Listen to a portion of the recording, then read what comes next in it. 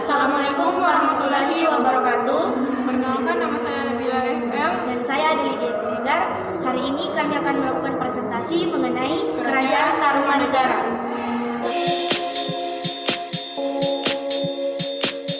Tarumanegara atau Kerajaan Taruma adalah sebuah kerajaan yang pernah berkuasa di wilayah barat Pulau Jawa pada abad ke-5 hingga 7 Masehi. Tarumanegara merupakan salah satu kerajaan tertua di Nusantara yang meninggalkan catatan sejarah dan peninggalan artefak di lokasi kerajaan. Terlihat bahwa pada saat itu Kerajaan Taruma adalah kerajaan Hindu Barilan Wisnu. Kata Tarumanegara berasal dari kata Taruma dan negara. Negara artinya kerajaan atau negara, sedangkan Taruma berasal dari kata Tarum yang merupakan nama sungai yang membelah di Jawa Barat, yaitu Citarum. Pada muara Citarum ditemukan percandian yang luas, yaitu Percandian Batu Jaya dan Percandian Cibuaya, yang diduga merupakan peradaban peninggalan Kerajaan Taruma. Agama yang dianut oleh Kerajaan Tarumanegara adalah agama Hindu. Agama Hindu yang berkembang di wilayah Kerajaan Tarumanegara adalah Hindu Vaishnava dan Hindu Wisnu. Hal ini dibuktikan dengan adanya peninggalan jejak kaki Punawarman, adanya lambang Dewa Wisnu yang terdapat dalam prasasti Cirateum. Jika dilihat dari sejarahnya, Kerajaan Tarumanegara ini bermula pada saat Maharesi Jayasingawarman datang ke Indonesia. Kedatangannya disambut oleh Raja Dewa Warman dari Salakanagara. Kemudian Jayasingawarman dinikahkan dengan putrinya dan membentuk wilayah sendiri pada tahun ke-358 Masehi dan berdirilah Kerajaan Tarumanegara. Raja Jayasingawarman sendiri berkuasa setidaknya selama 24 tahun dan menutup usianya pada abad ke-382 Masehi. Pemerintahan Kerajaan Tarumanegara pada saat itu dilanjutkan oleh Raja Dewa Warman. Menurut urutannya, raja di Kerajaan Tarumanegara ini terdiri dari 12 raja, yaitu Jayasingawarman, Dharmayawarman, Purnawarman, Wisnuwarman, Indrawarman, Candrawarman, Suryawarman, Kertawarman, Sudhawarman, Hariwangsawarman, Nagajayawarman, dan Linggawarman. Sejarah Kerajaan Tarumanegara dari sejumlah prasasti dari abad ke-5 Masehi.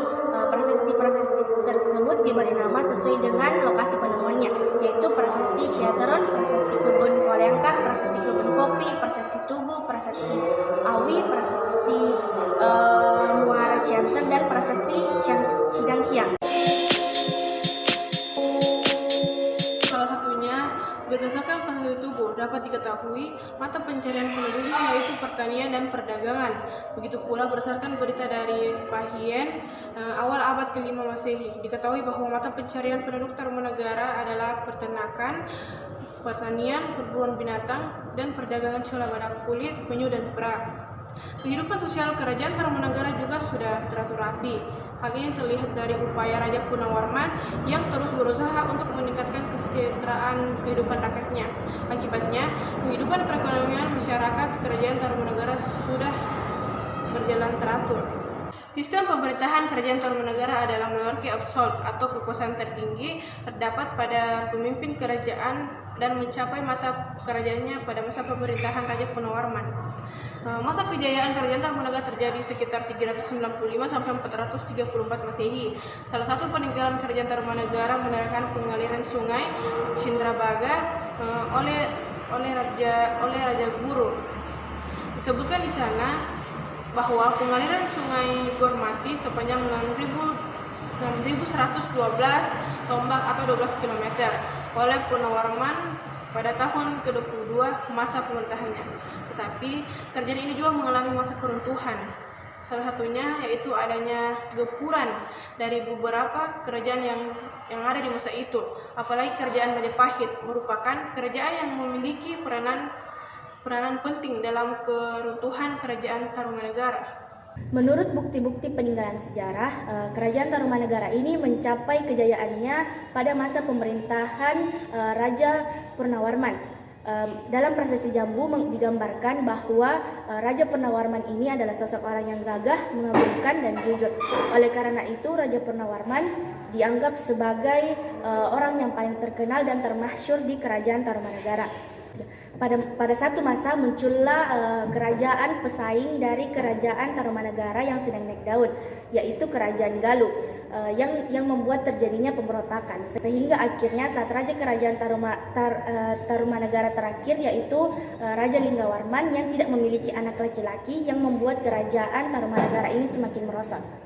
Kerajaan Tarumanagara akhirnya terpecah menjadi dua kerajaan, yaitu Kerajaan Sunda dan Kerajaan Galuh.